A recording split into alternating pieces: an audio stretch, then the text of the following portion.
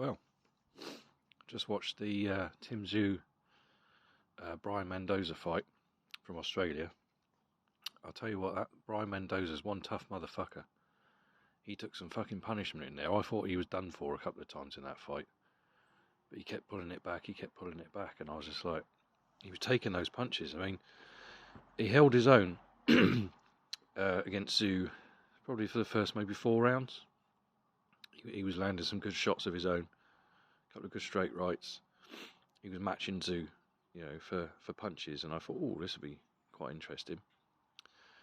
But by the sort of the 5th onwards, especially from the 7th, Tszyu started to dominate. He was landing some fantastic punches, left hooks, uppercuts, right hands round the side. And a couple of times I thought, Mendoza's going to go in a minute, he's going to fold. But he didn't. I mean, his face was a fucking mess by the end of it. He took some hellacious punches. But he kept coming, he kept taking it. And coming forward and trying. So, wonderful, wonderful performance from both men. You don't play boxing, man. This is what it's all about. It's just, I was speechless watching it, really. Don't get me wrong, I'm not delusional and thinking it's the greatest fight of all time, but it was entertaining. And it was a tough test for Tszyu, sorry. I grew up watching his old man, for Tszyu. I mean, that was his first defence of the full WBO light middleweight title. As you know, 2 weeks ago, he was upgraded from interim champion to the full WBO champion after Jamel Charlo moved up to challenge Sal Alvarez for the super middleweight title, and obviously lost that one. Excuse me, it's a bit fucking cold out here today. And that was his first defence of the full title. So I'm disappointed the Charlo fight didn't happen for Tszyu as it was supposed to earlier this year, but never mind. It is what it is. I'd like to see Charlo, if he chooses to stay at light middleweight, fight Tszyu, because I think Tszyu deserves it. Yes, he's largely untested, of course he is, but then who else is there to fight in that division that would make any kind of sense, really, in my opinion? So that'd be interesting.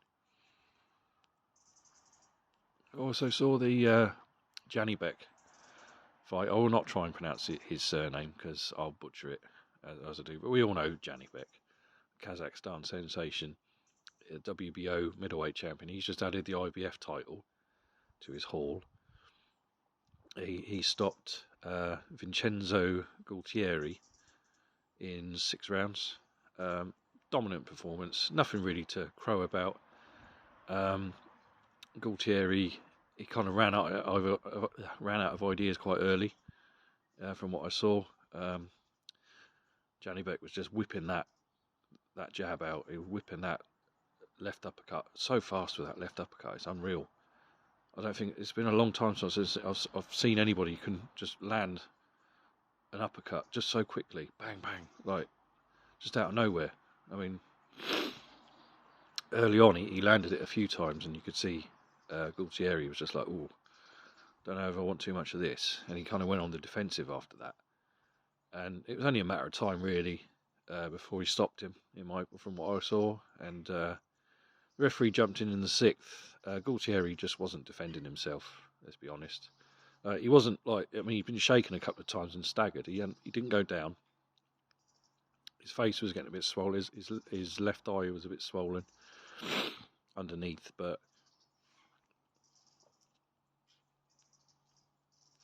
he wasn't getting smashed to pieces. But I agreed with the ref when the ref jumped in, because he wasn't. Excuse me, that's terrible. He wasn't defending himself. He was just, Janibek was just stalking him and just doing what he wanted with him. He was in no trouble. He wasn't worried about anything that was coming back. And how much punishment do you want to see a guy take? I mean, that was only in round 6. Did you really want to see that going over 4 or 5 rounds, maybe 6 rounds? Him just getting his face punched in, and no, No, I mean he shook him. I think he shook him the previous round with a sort of jab, left hook, and it sort of pushed him back a bit. And then, yeah, he staggered a little bit, but I don't know. Yeah, Janibek was in control. There was nothing was going to happen. Nothing was going to change with that.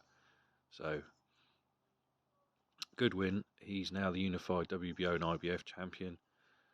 I would like to see him. Who are the other champions? You got Lara. He's the WBA champion.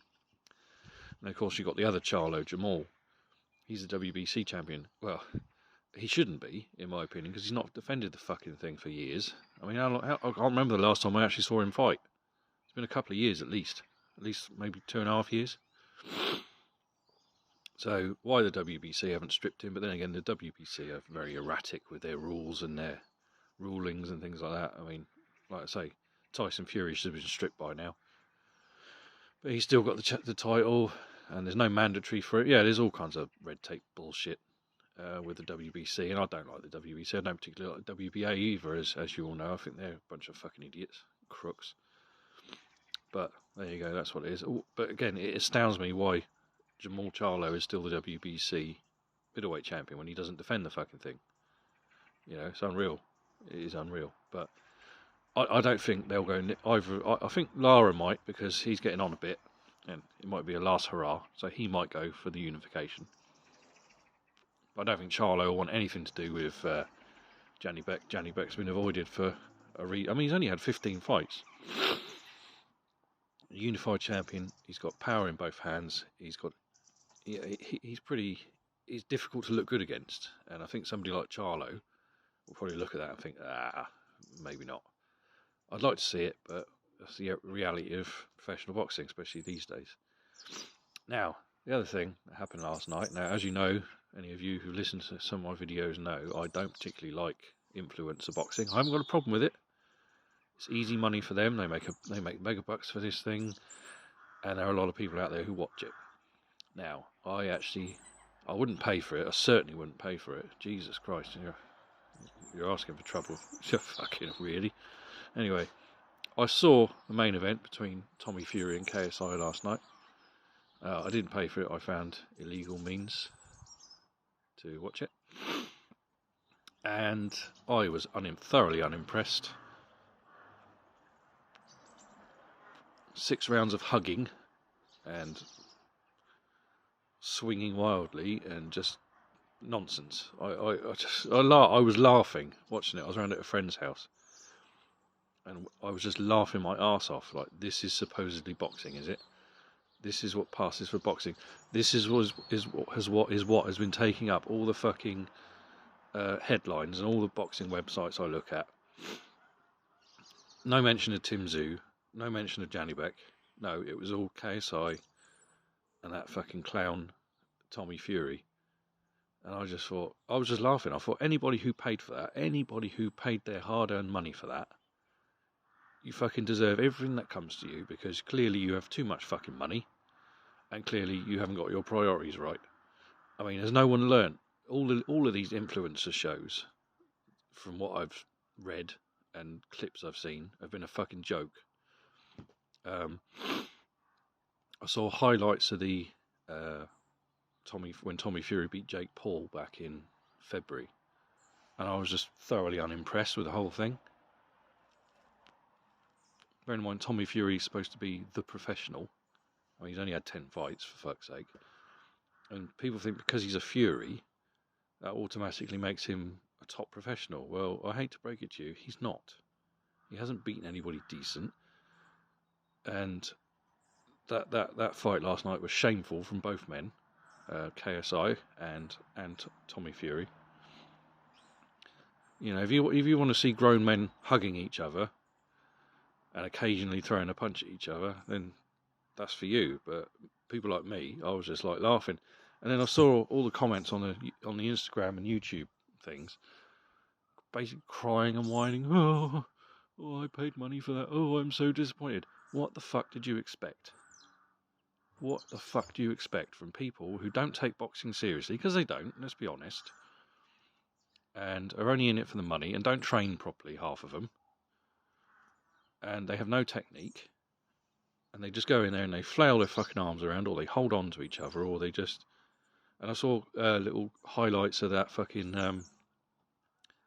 the brawl in the Logan Paul fight, and again I was just like, it's WWE. This is all it is. It's WWE. At least WWE's entertaining, though. This stuff, it's not entertaining. It's fucking embarrassing.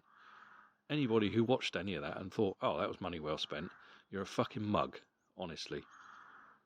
But there you go. That's just my opinion. Again, I'm entitled to it, just as you're entitled to yours. If you don't agree with me, that's absolutely fine. I don't give a fuck. And I'm sure you don't give a fuck what I say. Right, that's enough out of me. Got some things to do today. I'm going to finish this cigar, take the dog for a walk. I hope you're all right. I hope you're all doing well. I'll speak to you soon.